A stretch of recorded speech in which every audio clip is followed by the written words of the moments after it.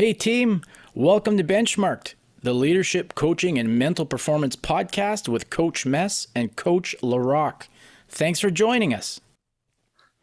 We're excited to have Jeff Krushell on the show today. Jeff's career has taken him from Major League Baseball to professional football and hockey, to elite development programs, working Olympic athletes, school academies, and players' agents helping to develop their professional and amateur athletes. He's been a proud contributor to a number of international Olympic programs, as well as Major League Baseball's international player development programs, helping to support organizations across Europe, Africa, Canada, the US, and let's not forget, New Zealand. Jeff, welcome. Thanks for having me, guys. Really looking forward to it. So again, it's good to have, because you're a parent, you're a coach, you cover all the bases, which is really, really cool. Love the international favorite. And I got to say, Jeff, looking on your website, there's so much good information. And we're going to put a link to your website up for our listeners and our viewers. I love that there's so much information for people of all levels. So whether you're an elite athlete, whether you're a parent looking to see what's best for your kid, whether you're a coach to them, there's just so much there. And I know we want to plug your book today, but I don't even know where to start, because there's just so many good things that we want to chat with you guys about. So maybe get us started with, how did you get rolled into doing this, and what's your start in this path and your journey through this? Yeah, no, it's actually quite a long story. I think, in retrospect, you look back and wonder how you wound up where you wind up. And it's a twisted tale, no question about it. I grew up in a small farming community in Northern Canada, right? Northern Alberta. And, we're lucky enough to be, that sort of generation that played every single sport out there. And I just grew an absolute passion for sport. But I was one of those guys, I look back now and it served me well, but I was one of those guys at the end of baseball season, I couldn't wait for football season. End of football season, I couldn't wait for hockey, for volleyball, basketball, and went on and on and on. And that's the way I just sort of was wired, so to speak. So, when I fast forward 30, 40 years, and I'm working with some of the best athletes in the world, I have a true appreciation for what they're able to do, to just to deal with it and stay focused on one thing for such a continuous long time. So that small town community really, really did sort of, create the fabric that led me forward. I wound up going to the University of Calgary, which was a great place to be. After the Olympics, the winter sports were training there. And I wound up going into the kinesiology, focusing on physical education. I was going to go in to be a teacher. And partway through my degree, I was, working at the Olympic Training Center and, working with the varsity teams and getting into physiology now and sports psychology. And my whole world turned around. And it happened in association with a World Cup bobsled event. So what would happen is, at the university, we would sort of host these international teams that would come in for all these different winter sports, the speed skating, the bobsled, the alpine, freestyle. And I got assigned to 4 or 5 teams for this World Cup bobsled event. And when they would come to the university, I would sort of chaperone and make sure they have everything they had. Well, it was the Austrian team, guys. You're going to love this. And we're up on the Jack Simpson Gym track, and it's their power day. And I believe, if I remember correctly, it's about 10 days out from the event. So they're getting acclimatized, really smart move, the time zones they're accounting for, and they're training on the track, and they're indoors doing a power day. And I said, okay, guys, what do you need? They said, well, we're doing jump training today, plyometrics. I said, awesome. I love it. What do you need? Said, we need boxes. I said, okay, like 24, 32-inch boxes. They said, no, boxes. We need boxes. I'm going, what kind of boxes? We need, 4.5, 5.5 foot boxes. I'm going, what? What are you guys talking about? So I'm scrambling around. I wound up getting some of the vaulting boxes from the gymnastics center. I bring them up onto the track, and they're just under my eyes, right? And I'm wondering, what in the world are these guys? They can't be jumping down from these kind of heights. I mean, I don't care how superhuman they are, they're not going to be jumping down. So they're doing their warm-ups, and I'm just sort of a fly in the wall talking to the coaches, and they're doing their thing. So one of their brakemen is the first to go, and he's all ready to go. And he's kind of doing like a power dance, like the All Blacks, right? He's getting ready, fired up. He's in front of this box. He's standing facing these box, and he jumps down, screams, and poof, he jumps up, poof, and he lands on the box. And this is a giant guy. I'm telling you, this guy is like maybe, 220, maybe 6 feet tall. He jumps up and lands on top of this box like he's freaking Spider-Man. And I'm just going, what in the world just happened right there? And again, these guys go on to train all day and they're doing these unbelievable jump ups. And I went downstairs to the administration office and I changed my degree from physical education to focus on physiology and sports psychology right after that, because I couldn't believe what I just saw. It was one of those just turning points, right? Where you just go, how is that humanly possible? And I was just so enamored and overwhelmed with what that human being could do. I said, I got to get into that world. And that's what happened, guys. I went in and me and a couple of buddies started the first, I think, varsity strength and conditioning program in all of Canada. For University of Calgary. We wound up started working with some of the national teams as well. And then when I left Calgary, we came back up to Edmonton. I started helping the Oilers out with their development programs and working with the Eskimos, wound up landing with the Blue Jays at a very interesting time in the late 90s. Just to carry this story on, it's actually another pretty important time in my life. I wind up being the first minor league strength and conditioning coach for the Toronto Blue Jays. And I think only the third full-time one in baseball at that point in time. And I got to build that program from scratch, moved up to the big leagues with the Jays, which was just an incredible experience. And then when we stepped away from organizational ball, I was consulting with them and helping them out as much as I could. The commissioner's office from Major League Baseball called and said, "Hey, Jeff, what happened? He stepped away from the Blue Jays." Yeah, family stuff. We had a third baby coming. My dad had a heart attack. So we made a family decision there. And it actually turned out to be a really good decision for a number of reasons. One, the family, of course, which was the main factor there, but also the opportunity that it created, because I didn't have anything planned after the Blue Jays. The commissioner's office calls and asks, "Hey, Jeff, that program you've been doing with Baseball Canada and with the Blue Jays, do you think that might work in other parts of the world?" I said, "Guys, what are you talking about?" Well, they're organizing this global international player development program. And they asked, "Do you think that'll work in other parts of the world?" I said, "Boys, there's no borders on human physiology." And poof, off we went to go experience international player development. And I've been doing that for 16 years now. And that, you guys, is almost as intriguing and interesting for me as actually building the Blue Jays program, moving up to the big leagues, and now doing all the crazy stuff we're doing now. So it's just one thing came after another. And the crazy thing is, there was no plan, man. we were just reacting and moving and going with the flow, but it really, really did work out well. Okay, so where do we go from here? I don't know. The other thing that I can maybe mention is the Crush Performance radio show, which has been another passion of mine after we stepped down from the Blue Jays. You just got to network with so many great people, being involved in professional sports. It's a lucky, beautiful place to be, especially for a young kid from a small farm town in northern Alberta, right? You got to interact with some of the most incredible, intelligent sports scientists and coaches and administrators and GMs in the world. Just incredible experience, but it broadens your horizons. And you finally kind of get an idea after years of being exposed to this, how massive it really is and the long game. So we started Crush Performance Radio in 2006 and it's still going today. So that's just connecting the dots between this world of athlete development and player performance. And we still have a long ways to go, by the way.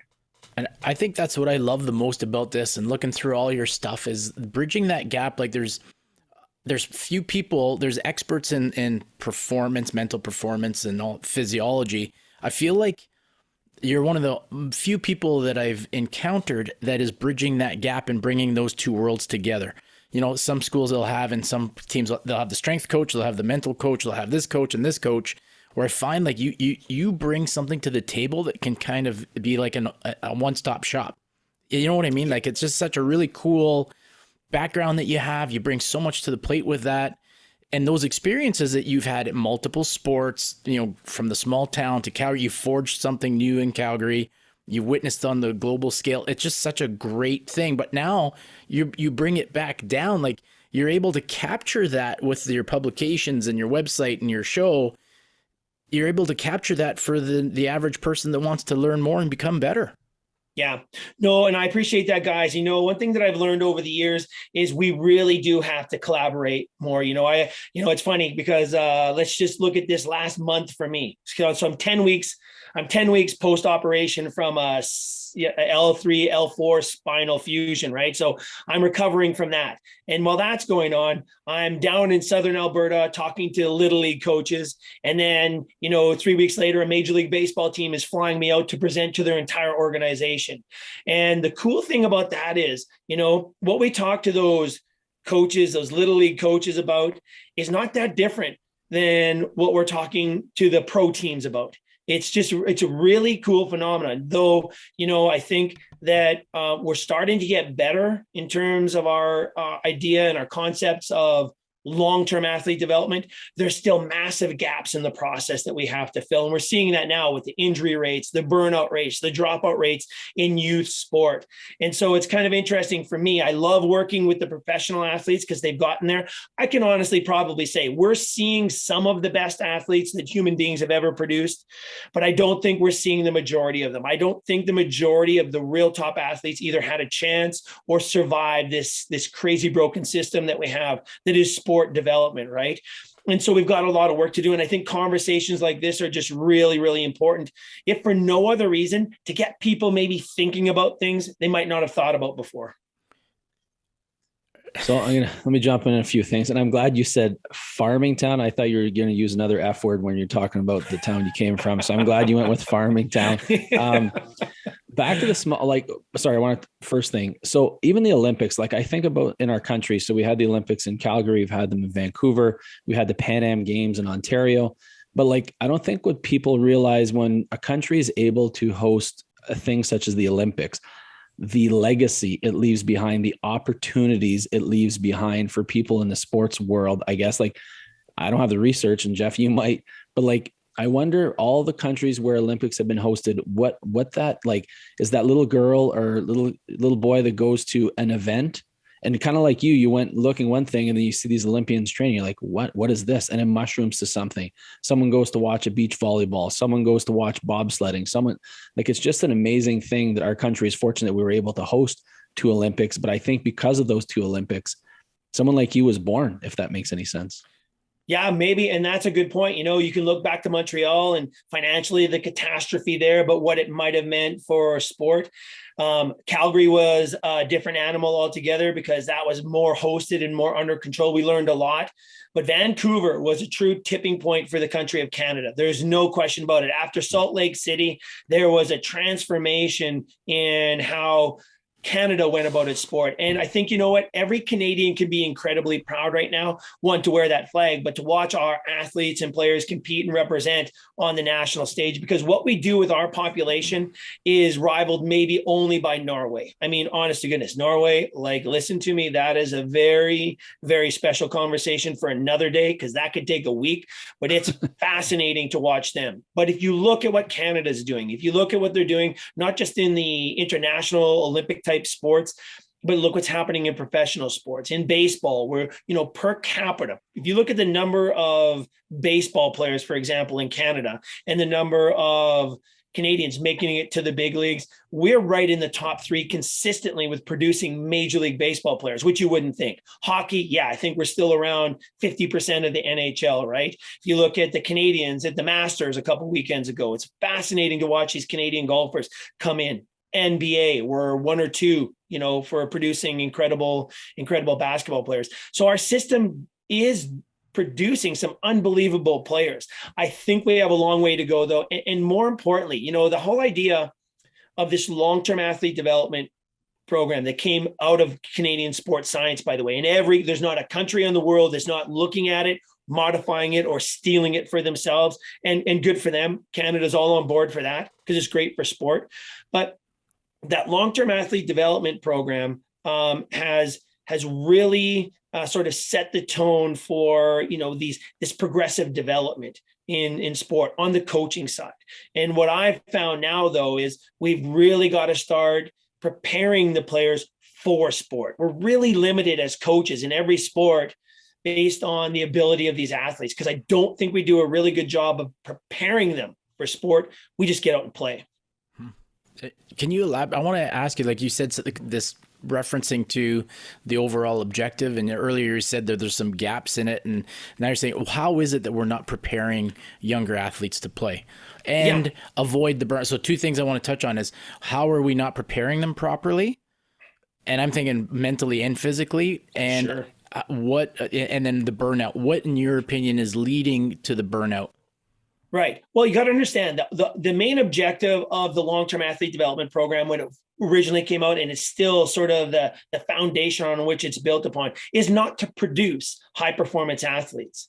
If the system is set up right and progressively, addresses the players as they mature and develop through the system, the beautiful outcome is going to be more high performance athletes. But the goal and objective, the ultimate goal and objective, is to keep people involved in the game. Unfortunately, we're failing, right? If you look at some of the data that's come out as early as 2013, certainly 2015, 16, and 17, the dropout rates in organized youth sport are at all-time highs, which is really, really concerning for me, because that shouldn't be the case. Now, you have to be careful with some of that data, because some of that is specialization. You look through those 13, 14, 15-year-olds, that's kind of when a kid might decide, hey, look, I am going to go play hockey, or I am going to play volleyball, or I'm going to have to drop a couple of sports because now I got a job and I don't have all this free time. So you have to be careful, but without question, we're still having tremendous dropout rates, and the injury rates are at all-time highs.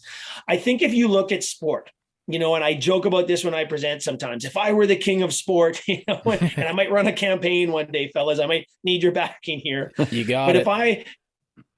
But if you really look at youth sport and look at how much time we spend preparing athletes for the game, okay, we're so off course. I don't even know where we are in the universe of athlete development. Baseball season just started, right? And here's the beautiful thing about the baseball season at the professional level. You spend your off season getting ready for the game physically and mentally. You get to spring training, and typically you have, 4 to 5 weeks to get ready for a season. So these athletes, are spending all this time to get ready for a season. Let me ask you this. You guys are parents, you guys have coached. How much time do you guys have before your first competition in any sport to prepare your athletes for whatever game it is you're playing?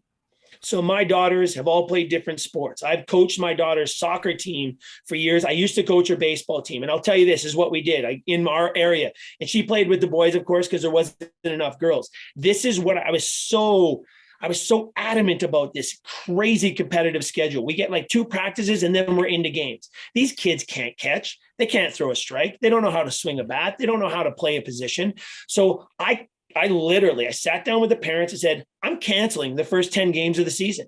I said, we'll invite the teams to come over and practice with us. Maybe we'll have a fun game at the end. But if we spend the first 4 or 5 weeks of this season just really teaching these kids and preparing them for the game of baseball, they're going to have a much better time in the game. So that's exactly what we did. Some of the teams were choked. They just forfeited and didn't show up. But I will tell you this, the majority of the teams and the vast majority came out and practiced with us, and we had a fun game. We forfeited the games for sure, but we came out and we had both squads together, and we took ground balls, and we showed them how to hold the ball, to throw it. And we took the first 5 weeks.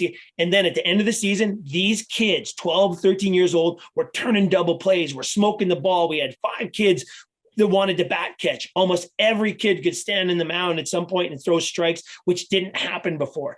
And that kind of gets me back to the main point, guys.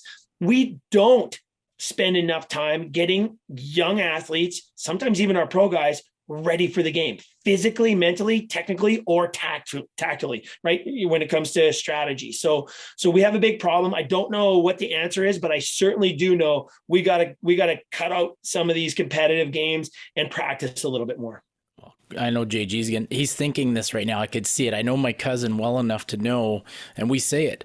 Practices are for players. Games are for coaches and parents, really, right? Grandma and grandpa want to come and watch the little Sally and little Johnny play their sport, right? So we think that this is, the scouts are coming to watch the games and stuff like that. But I mean, I love it. I coach football. I love it when our university coaches come and watch our practices, because then that's when you really, really see what's going on, right? Games are great, but the practices, especially if they're run well. Like you say, you're teaching them those core skills that are going to serve them over a much longer period of time in their season and their lives.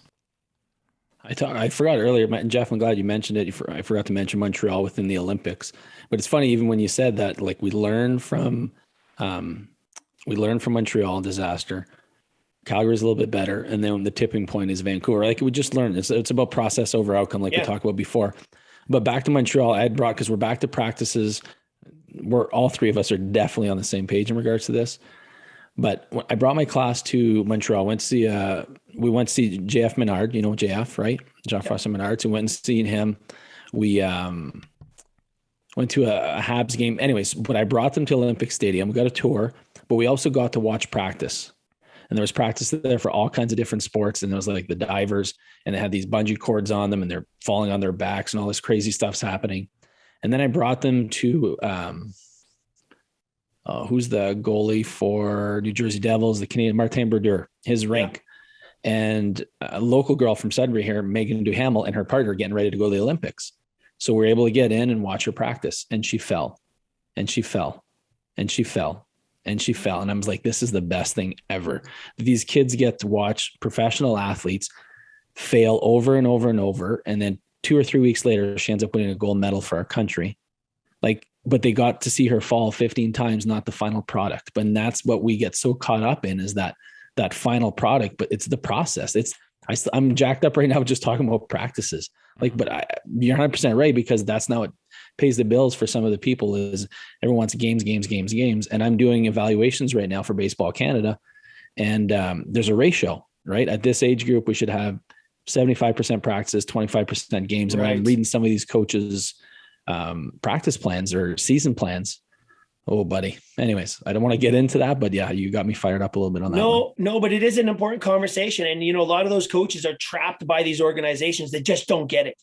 You know, the revenue, I don't know, you know, again, that's why we maybe do need a king of sport. I don't know, but if I were able to, I would wish for every player at every level of sport more time to prepare for their competitive seasons. We're just not ready for it. I'm going to play the devil's advocate here, and this is not my philosophy, but what about, let's just let the kids play. The games are fun. Let's just play more games. I'm going to play the devil's advocate. What's your response to that, Jeff or JG? Yeah. And I think that would be great, because you know what? Kids will self-organize. You know, they when they hurt, they'll stop. When they're bored, they'll go do something else. You know, when they're ready to play and feel like playing, they're going to play, and they get way more out of it. Unfortunately, we're so scheduled.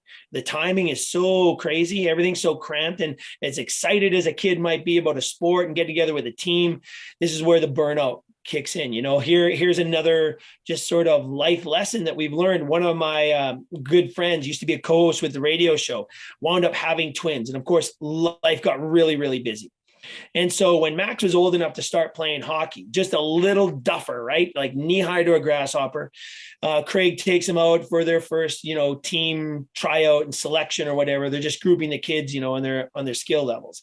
And they have talent evaluators there, and it's a 3-day process. And okay, he kind of gets that. They want to make sure the kids are kind of grouped in with players they can play with, but he was kind of taken back by that. And then they get into the season. It's supposed to be 1 practice a week and 1 game. Well, everybody wants more games. And now we're keep in mind, these are 7, 8-year-olds, I believe, or maybe Max is only 5 or 6, just the little duffers. Anyway, there's a parents meeting in the first third of the season, and they want more games, and they want to do this big travel trip to Minnesota or something. And they got to start fundraising, and Moo's going, hold on, or Craig's going, hold on. We're supposed to have a practice a week and a fun game a week, right? It wound up being, you know, 6 a.m. practices at some godforsaken rink, and, you know, 3 practices and 4 games a week. And it wound up going from $300 to $3,200, and just out of control. And we see it everywhere. And I just don't think, you know, getting back to your point, if we let the kids rule the roost, things would be so much better. So fun. I started, like, to answer that, I started classes, and I have a specific class that I do this now. I give 10 minutes at the beginning of my class, and hopefully I don't get in trouble for this, but I use the first 10 minutes of class. I call it unstructured play. I take out basketball, volleyballs, birdies, whatever you want to take, 10 minutes, get it out of your system. and they organize themselves, man. They literally like, and I feel bad saying that as an educator, but literally that's our job, is to mentor. It's not like, sorry, it is to teach also, but like they can handle things. How are they supposed to learn? We don't ever give them the opportunity to learn because we're busy jamming information down their throats 3/4 of the time. Anyways, this isn't the JG show. I want to get into more stuff with Jeff anyways, but that's my quick thing is unstructured play. Let them do their thing. And I've had many conversations with that, but you get more. I'm using baseball again because I had this conversation. Ground balls, fly balls, swings, all that stuff in a practice compared to a game. You got 3 at-bats maybe in a game. We just had practice and you got 50 swings. Where do you think you're getting better? It's a no-brainer. Touches. Yeah, name it. Any sport. It's the same. Any sport. So I want to touch on 2 questions, Jeff, before JG, you got something else you want to go on right now? Because I wanted to touch on 2 fired things. Up. Calm me down. Go. Okay. Go. Okay. Take a breath, buddy. Do some, get your breathing cycle going. 2 things, 2 questions, because JG and I are both strength coaches as well, and we both coach sports. So 2 questions I face a lot, and I know what my answer is, and I'm really curious what your answer is. How soon, this is a loaded question, how early can you start strength training?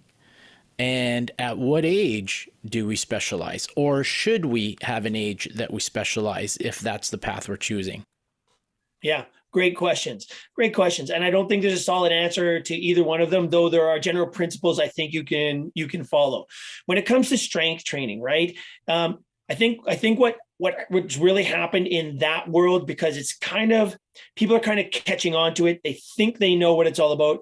But when you talk about strength, it is a massive, massive, massive topic. It's not just about getting strong. There's so many components to strength training. You could start early. We do, technically, if you want to talk about, the technical or just the general definition of strength training, heck, you see kids doing it every day in the playground. There's some form of strength training going on there inside of free play, whether it's climbing on the bars or climbing up ropes or, throwing snowballs at each other. There's things that happen there for sure.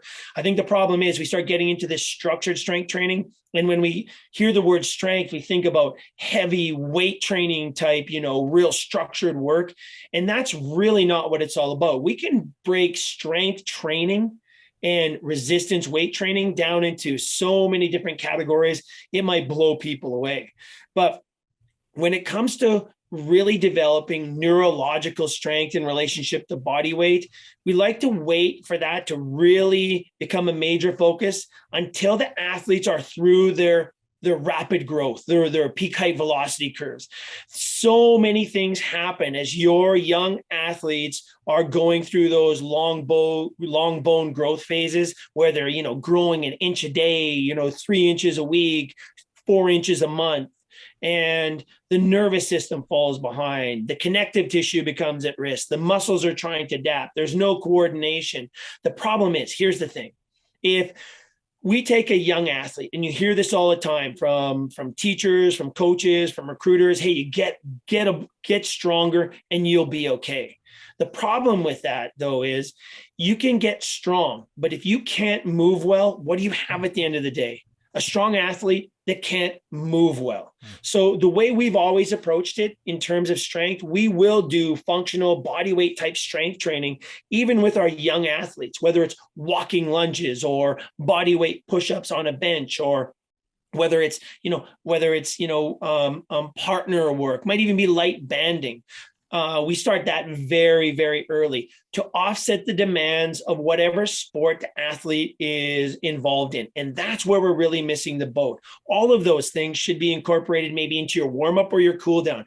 But we don't spend enough time preparing even our youngest athletes for the demands of sport. And it can be strategically done. And it might revolve around just simple fundamental movement skills. Learning to decelerate your body weight properly probably requires more functional strength than anything you'll ever generate in a weight room, right?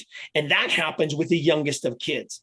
When we get into the structured weight training, however, we have got to be careful. And it's one of the biggest mistakes I've ever seen in all of sport. It's one of the biggest mistakes that we see in terms of overall development. It's also one of the biggest mistakes we see season to season for athletes, doing the wrong type of weight training as they go into a competitive season, or the wrong type of training as they get peaking for a major event, it's one of the biggest problems out there. So we say, get with a certified sports scientist or strength and conditioning coach who knows what they're doing, because when you get into the weight room and start pushing heavier weights, you literally change your body.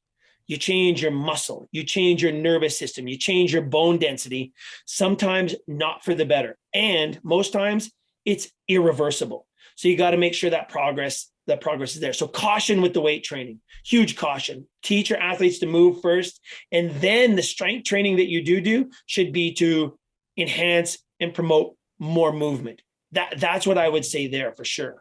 I'm a huge advocate of the deceleration training, because a lot of times, and I do a lot of work with sprinters and stuff like that, and JG and I have this conversation all the time, and parents will say, can you help make my kid faster? And I said, first thing we're going to do is we're going to teach them how to go slower, because am I correct in saying that's where a lot of the injury prevention comes through? And you're rolling ankles and ACLs and learning to land and learning to absorb those forces that are put on the body, especially at a young age, right? Yeah, exactly. And you can have unbelievable strength gains. I mean, just with body weight exercises, you can have a 25% increase in just relative strength with never touching a weight. And then you coordinate that with movement skills. Now, not only are you making an athlete stronger, you're making them more athletic, but you're also giving them propensity to withstand or offset the risk of injury, right? Which is a trifecta at any level of sport. And then you get into the massive conversation, as you mentioned, of specialization. And this is a tricky one, okay? Because there's lots of reasons for specialization now. If we have a family of 9, for example, there's no way there's 9 different kids playing 9 different sports. One, economically, it's not possible. Logistically, for mom and dad, it's not possible, right? So there's socioeconomic reasons where an athlete might say, hey, look, all we can do is play this sport. And that's real, right? The other part of it is this whole idea of, the industrialization of youth sports, one of the biggest catastrophes that we probably will experience. It's not going away. But when people started paying their mortgages with private facilities and private lessons and travel teams, we opened Pandora's box of real major sport development issues. Now, inside of that, however, there's also massive opportunities for those organizations that do get it right, because it's not going anywhere. And I don't think it's bad. I just think that we haven't really caught on to the big picture, where those facilities that are dedicated to one single sport are now maybe creating a plan where at certain times of the year, every athlete in there does a different sport, right? Or they play a different game, or they work on the conditioning side. So specialization is real. There's reasons for it, both in terms of, the monetization and the business of youth sport, but also from the realities of socioeconomic and even proximity, the availability of facilities.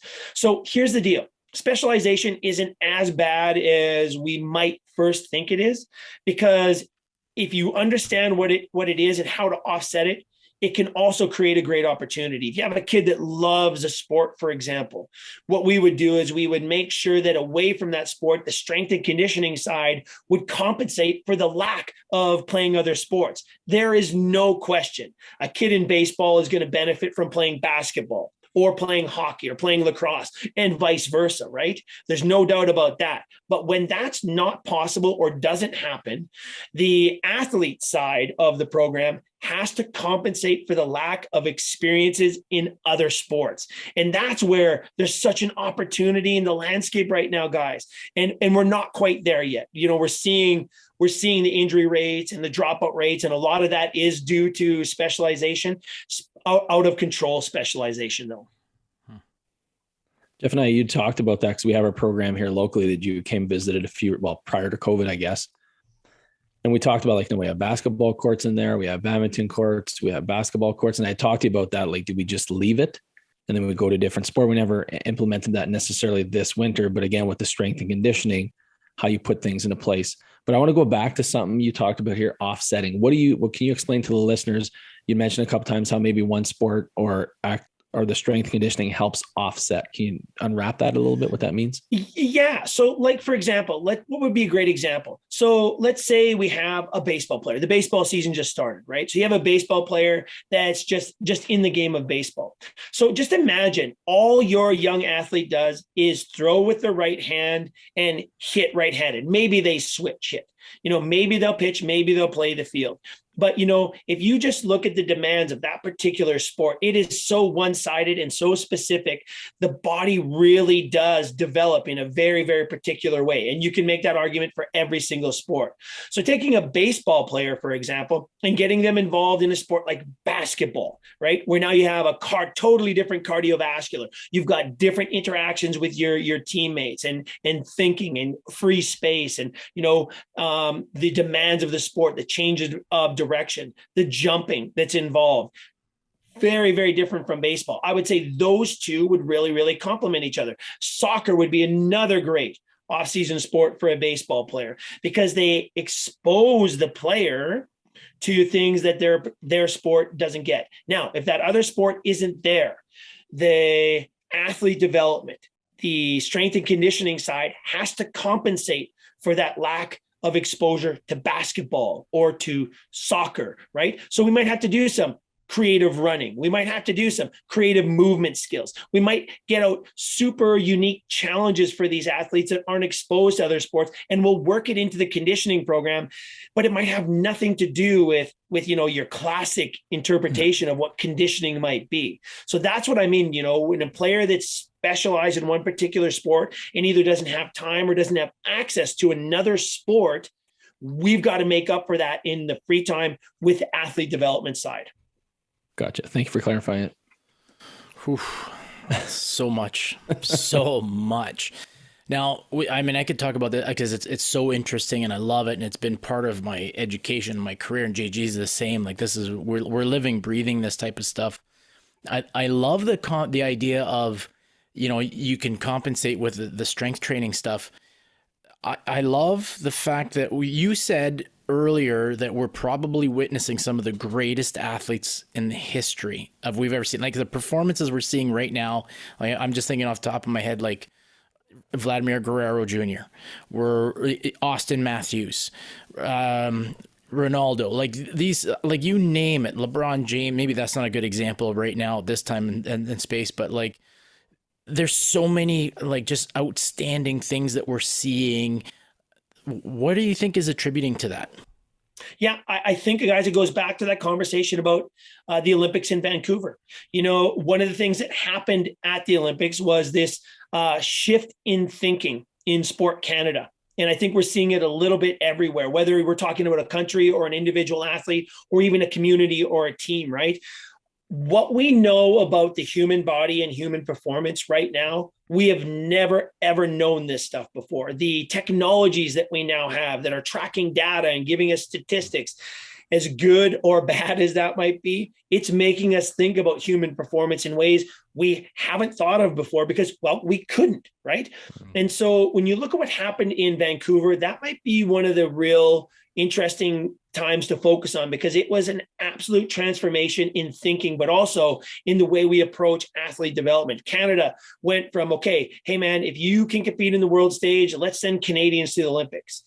Leading up to Vancouver, however, that wasn't the case anymore. It was unless you actually have a legitimate shot at a podium, you're not going to those Olympics or those international meets, unless it's to get experience, a competition experience there. But the great thing is all this secret sports science stuff was happening around our Olympic athletes. The beautiful thing is there was a trickle-down effect that has actually gotten right down to grassroots. So, I think what we're seeing right now is some of the spin-off of this great new knowledge we have and that great new knowledge being applied over time. I think we have a ways to go yet. I honestly say in almost every major talk that I do, as great as some of the performances are right now and some of the great things we're seeing in sport, collectively and with the greatest of intentions, we're still destroying way more talent than we're creating. And I do believe that we haven't gotten to see the very best of human performance yet. That's coming. That's coming with conversations like this and the long-term approach where we really get an understanding. And maybe one of the greatest breakthroughs is going to be, the brain game. The brain game was one of our themes of our show last year, talent ID and the Crush brain game. And we just had incredible conversations around those two things that I'm incredibly passionate about, because one, we don't understand talent that well, and we're horrific at talent identification.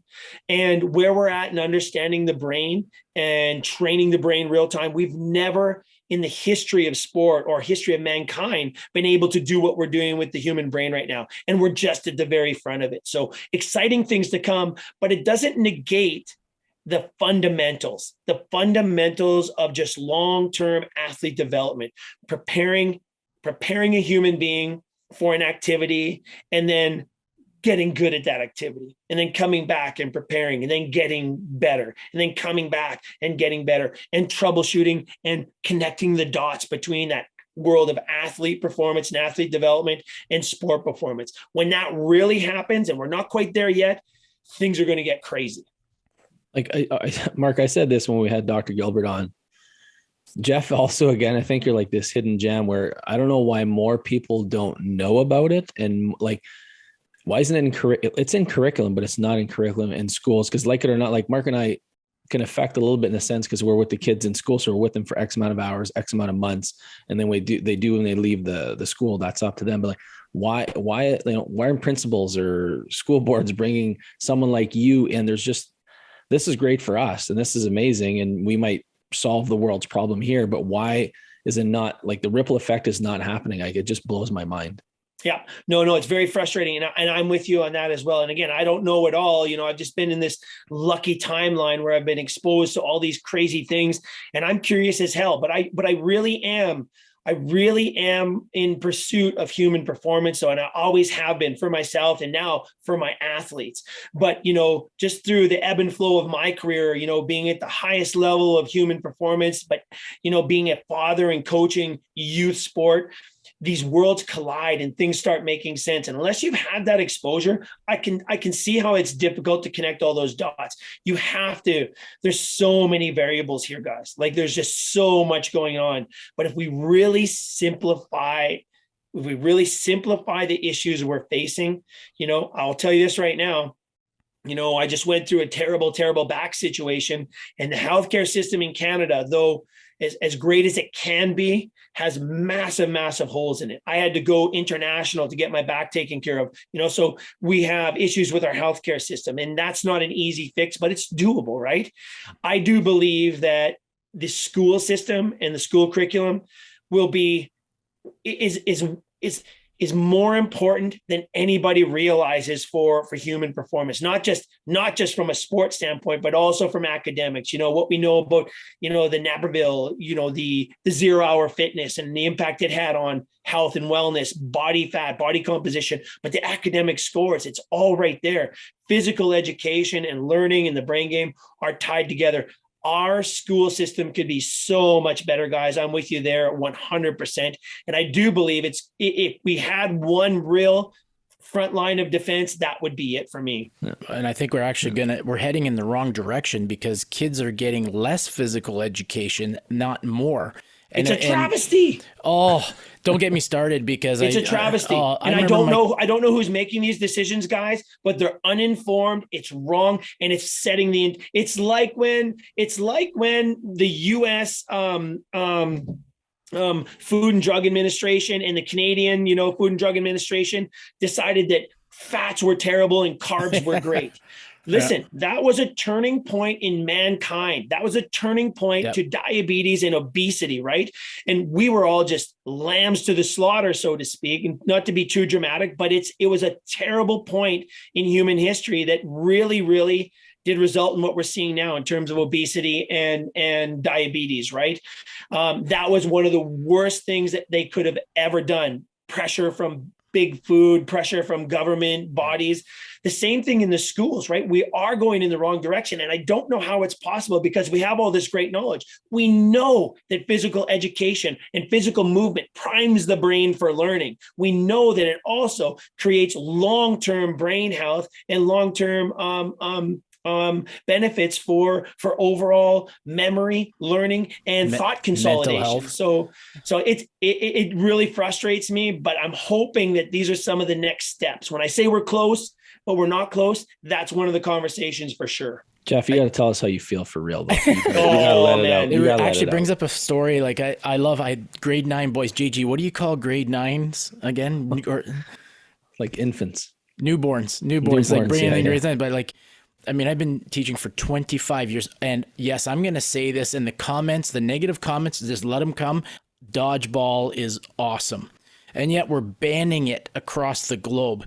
And you know, we play, and then what I've seen is I had a class a couple of years ago, and I play dodgeball. I have a million dodgeball games, and yes, I do take into account everybody's self-esteem when they're eliminated and blah, blah, blah, make them feel good. But I had this class, and it was crazy because I said, we roll out the dodgeballs. I explain the rules and we're going to play. And it's like free elimination. You get to come get revive, you get respawn. And I have all these rules that they can play. Nobody could hit each other. They haven't thrown anything. They don't know how to throw. Yeah. So it was like, you know, a little kid just kind of throws the ball and it goes like 2 feet and it falls down. And it was about a 20-minute period of time. I don't think there was more than 2 kids eliminated. And it wasn't because they were good at dodging. It's because they couldn't throw. And it was horrible. So I was like, okay, let's back this up a little bit. Whatever. The elementary school system has failed you. And we're seeing it now where they're not doing it. They're not getting these like playground skills. And what I find is the gap is growing, and the kids that play sports at a young age, the elite athletes, or you use the term elite here, or the more developed athletes, I feel like it's like the rich keep getting richer and the poor keep getting poorer.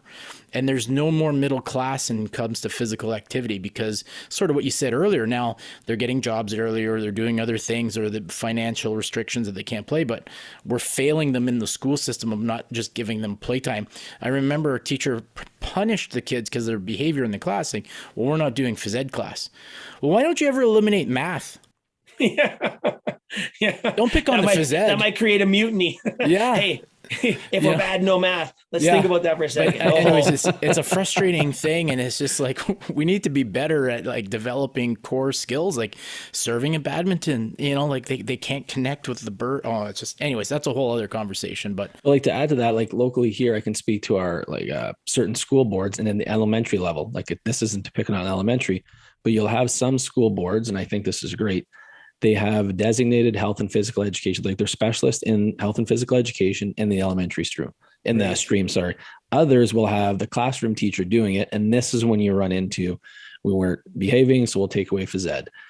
But I use that in any subject. When you don't have somebody who's passionate and knowledgeable of what they're teaching, math, science, nutrition, whatever it is, it's a recipe for disaster. So put educated people in those positions and let it go. Or they're taking more, or they're taking more time, or this math lesson. We always pick on math teachers on this show, Jeff. So just get used to it. You don't have a math teacher in the family, do you?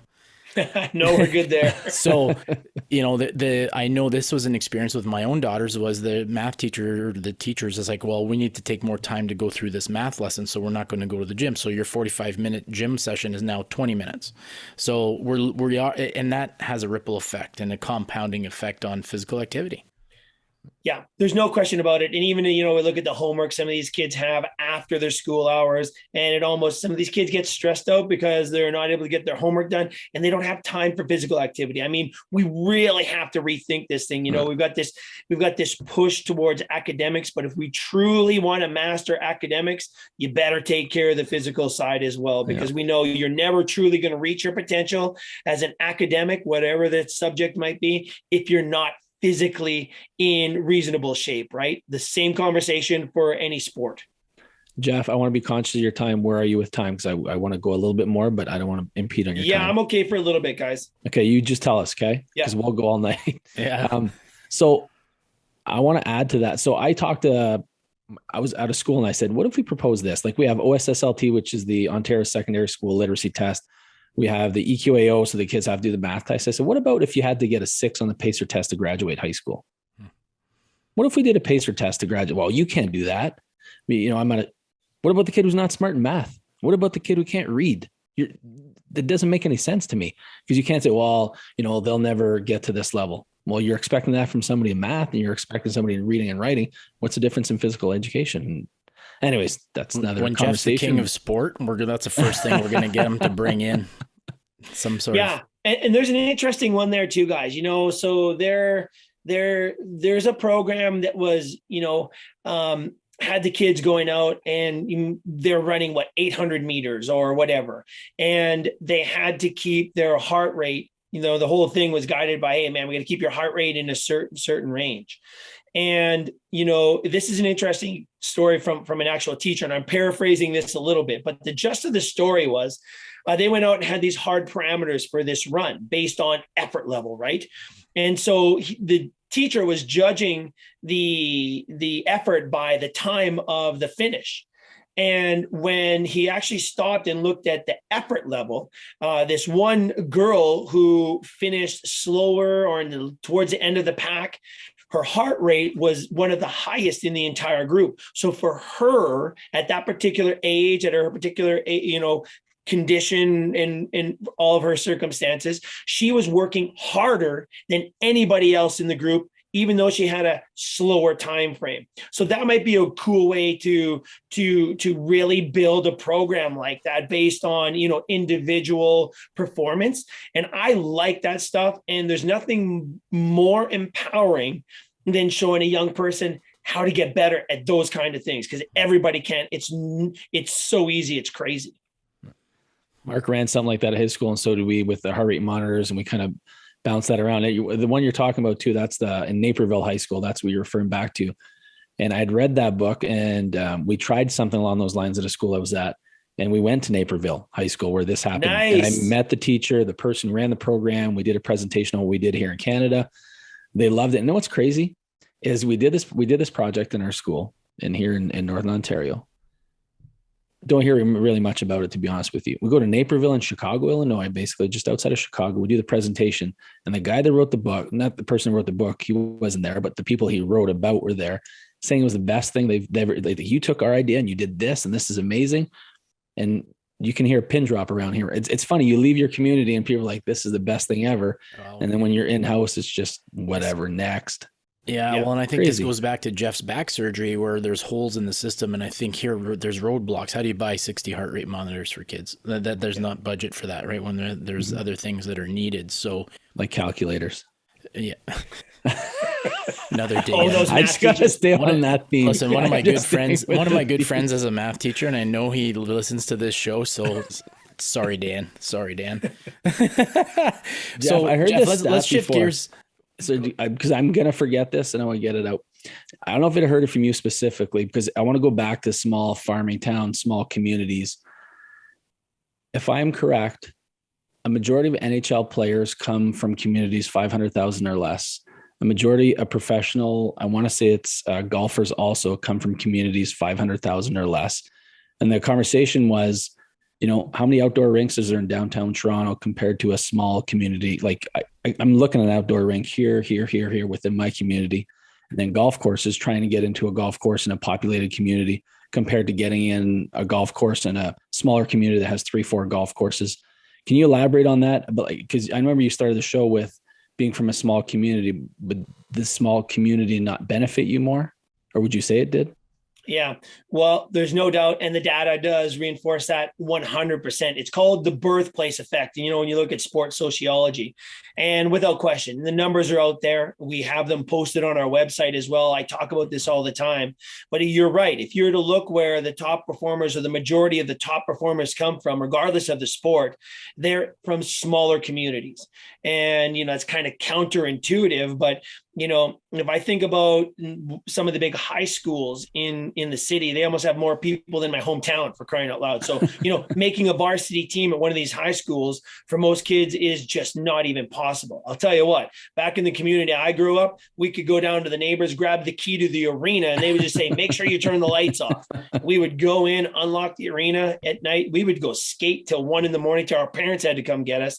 We just had to make sure the lights were off and we locked it up. So there is no doubt it's called the birthplace effect. You can Google it and see the actual numbers, but it is remarkable how the top performers do really come from the smaller communities. And it's actually much below 500,000, by the way. You get 50,000 below. That's where you're really, really hitting the sweet spot. And when we started talking about this on the radio show, I had a real estate agent call me up and said, holy smokes, man, we're having people wanting to move out of the city and move into small towns. We're crying out loud. What are you talking about? You destroyed real estate value in Toronto and people Vancouver and Calgary.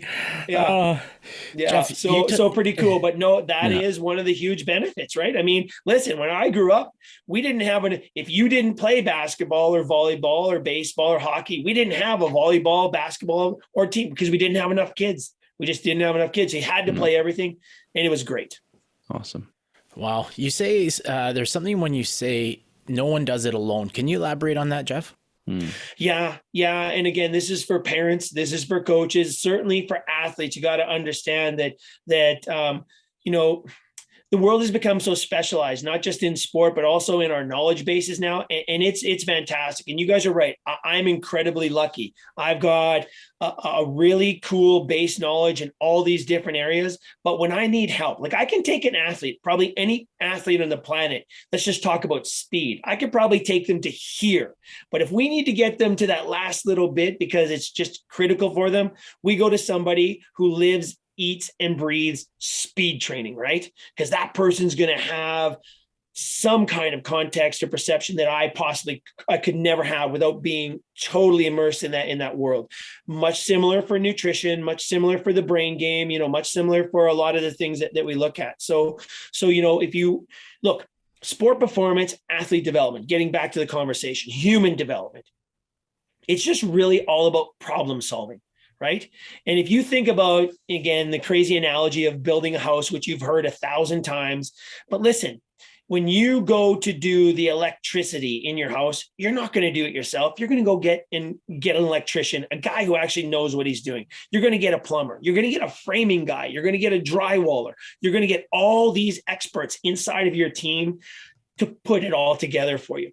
And that's kind of a great analogy of when we say, you can't do it alone. Nobody does it alone, but you got to make sure you have the right people around you. Or if you don't, you just got to be inquisitive enough to go find that information.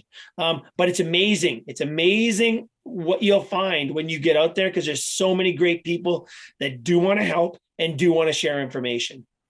And it goes back to accessibility now, because even now virtually, we could coach virtually, which is such a really interesting thing. And like you say, I don't claim to be an expert in everything.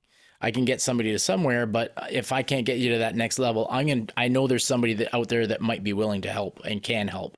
So, and I think that you got to, as coaches and parents, you got to overcome your own ego to know that you're not necessarily going to have all the answers. Right? Like I might be an okay hitting coach, but I might be a terrible pitching coach. So right. I'm going to go to JG for that. Right. Yeah. Right. And that's a great way to put it, for sure. Yeah. So, you got to have that collective for sure. And the whole virtual world now, and the webinars and the virtual coaching might be one of the real positive spin-offs of this COVID madness, because I've never seen anything like it. It really helped us even today, as the COVID thing sort of calms down, we're still connecting with our guys and our athletes all over the world through mediums just like this. It's really, really powerful. So this is another way that I think we're going to be able to push human performance forward, because there's no barriers now. You can get information if you really need it. Jeff, before you get going here shortly, this was a game changer right here for our program. This was a game changer for our program specifically. And when you came up and we talked about it, and we got our athletes the book, got my coaches the book.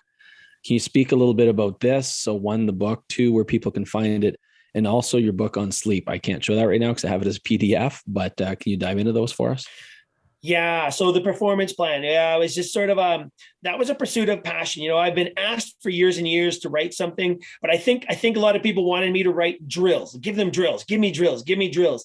And you know what, guys? Even in my presentations, or when I'm consulting with teams, I don't give a lot of drills because there's just so much work that needs to be done before those drills truly become effective, if that makes sense. We got to understand the process of development. We got to understand the idea of human performance. So when it does come to the time to teach and integrate drills into a performance program, they're actually effective, but maybe even more meaningful for the coaches and the athletes themselves. And that's kind of what that book was about. And it's interesting. That book kind of took a life of itself. I self-published that, because I was talking to publishers, but that's a whole other world to get your head around. So I self-published that. And interesting, a lot of sports teams, there's pro teams I know that make it mandatory reading. I've gotten notes from teams that said they just make it mandatory reading for their athletes, pro teams, which is pretty cool for me, but also businesses. I've been contacted by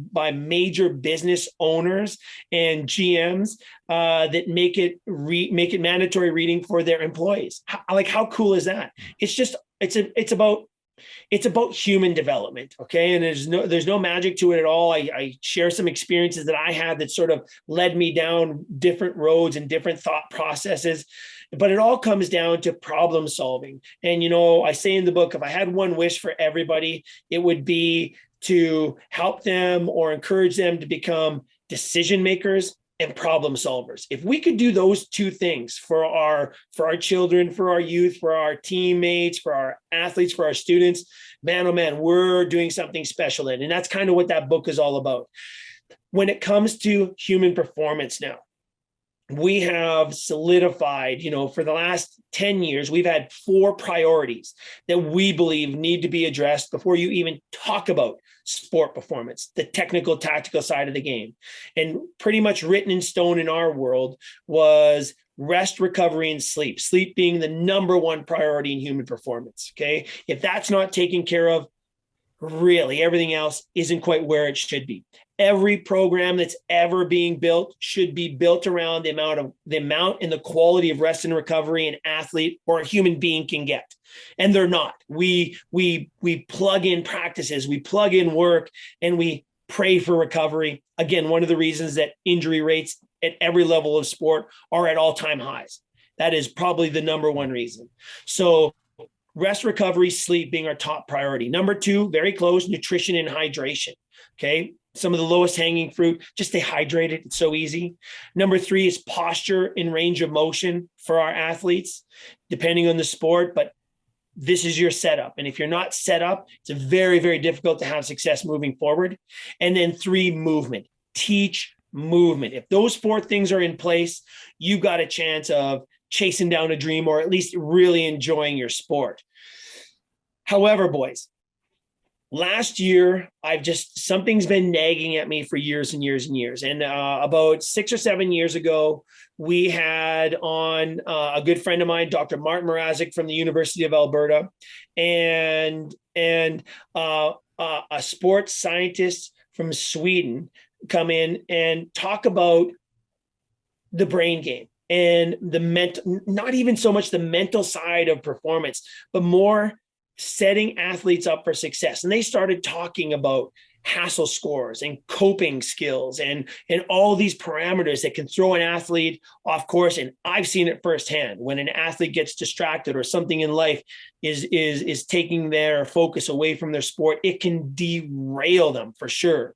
And so for the last 5 or 6 years, I've been thinking about this thing called the brain game and trying to define it. And in all the literature out there, you have sports psychology and you've got psychology, but this brain game is much, much more than that. The brain game is perception, it's personality, it's attitude, it's approach, it's decision-making, it's reaction time, it's your mood, it's your personality. And yes, it's the psychology of sport. So it's all these things. Last year, one of our main themes on the radio show was the Crush Brain Game. And we set out to get a real understanding of what it's all about.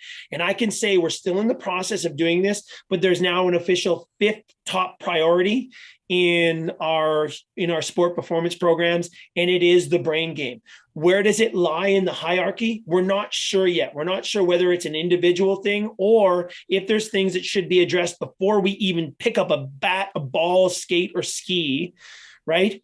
But that picture is coming together. And here's what I can tell you about the brain game. What we know about the brain right now, we know more at this moment than we've ever known in the history of mankind. And the technology that is out there now is allowing us to map, train, and monitor the brain real time. And we've never been able to do that before in the history of mankind. So we're on the cusp of a new age of human performance. We're not there yet. It's coming. But I'm excited. So we've got those 5 priorities, guys, that we believe have to be addressed before we even talk about sport performance. Unfortunately, they are not, and hardly ever, by the way. I love it because it approaches the entire person before they even put on their spikes, put on their gloves, put on their skates, whatever it is. You're addressing the whole person as who they are and what builds them to that. And then, yeah, okay, let's go out and do this skill. You've taken care of this. I've had people, JG hears this and our listens, I hate the word elite because it gets thrown around, right? But like, are you elite nutrition? Are you elite all the time? When you're stepping over the line and into the gym, you could be elite. But when you walk out and your diet is horrible and you're up till 3 a.m. doing a deep dive on TikTok, that's not elite, right? So all this type of stuff and the attitude and, like you say, the mood. You're treating other people, yeah. Oh man, that is gold. That whole thing is gold, and we want to hear more about this, and we're definitely gonna make sure we direct people to the information on your website and in your book, which is really, really cool. Yeah. Wow. Thanks, guys. One more. Yeah. One more. War on sugar. Ooh. Now this is going to hurt because my co-host and my beloved cousin JG has a bit of a sweet tooth. So tread lightly on this one. Okay, yeah. Jeff? I'll block my ears. Go. Yeah. Well, this is probably a conversation for another day, boys, because this is a doozy for sure. But, okay. This means we have to have another podcast with you. Yeah, no, this would be a worthy conversation. There's no question about it. And there's a lot of people really talking about this as well right now, which is fantastic. But listen, if you look at the amount of sugar we're consuming as human beings, it's a disaster. It is truly a disaster. And, sport is just a beautiful platform, to get people active. It's great for social interaction. It's great, for interpersonal reasons. It's great for human development for sure. It's also a great platform to deliver messages. And if you look at the amount of sugar in a fruit juice or the average sport drink, certainly those energy drinks, if you look at how much sugar the average kid is consuming before they even get to lunch, it is an absolute horrific disaster of human health. And so one of the things that we've initiated years ago on the radio show is the Crush War on Sugar. And we've had some epic conversations with some of the world's smartest people, but without question, the writing is on the wall. We are literally killing ourselves. And it never became more apparent than I think it was 2010 or 2011 when the World Health Organization came out with an incredibly powerful statement. And it was worded something like, we are now looking at the first generation of human beings to have a shorter lifespan than their parents. And what they were talking about were my kids, the kids of my generation. And I'm going, what did they just say? And when you dig down a little bit deeper, it was 100% connected to obesity and diabetes. And then the spin-offs of that, hypertension and heart attacks and cardiovascular disease and Alzheimer's and dementia, which is directly correlated with exposed or longitudinal exposure to high glycemic, high carbohydrate diets. Not to mention this transcends sport. The war on sugar transcends sports. This is a human thing that we're facing. And honestly, before COVID was even a word, we were talking about the global pandemic of obesity and diabetes. And the crazy thing is, guys, it's 100% preventable. And again, I do believe our school systems have to be the crux for this. It has to be. We need every kid in every nation looking at the supplement, looking at the nutrients, looking at the nutrient ingredients in everything they consume. If we simply do that, guys, well, we've accomplished something pretty special. The war on sugar, though, that is a deep, deep conversation. The warning shot across the bow is we're literally killing ourselves. I tell my kinesiology students, because we do a whole unit on nutrition and nutrition for performance, I say sugar is so readily available. Think of it as in the air you're breathing. And you know, they're like, well, okay, this does. I say you're breathing it basically every day, right? Like we talk about it, like a double has this much sugar. And then when I show them how much it is, I said the story the other day. One of my friends, his football players, his family runs a Tim Hortons in town. I said, give me one of the crazy things. Like, what's the craziest beverage? We have a regular customer that comes in for a large Wayne Gretzky, 9 cream, 9 sugar. Oh, sorry. Don't even say it. Yeah. And then there's a Mario Lemieux. He says he's got a Mario Lemieux that comes in too every now and then. So they name it, and that's what they know it. And it's like, I was like, how much, like a large cup of coffee. Anyway, so that's a whole, but listen, you're preaching to the choir here. And I think JG and I, we're going to try to put this out to as much, as many people as we possibly can. And you count us in on the war on sugar and the brain game and everything else we can to help send your message along.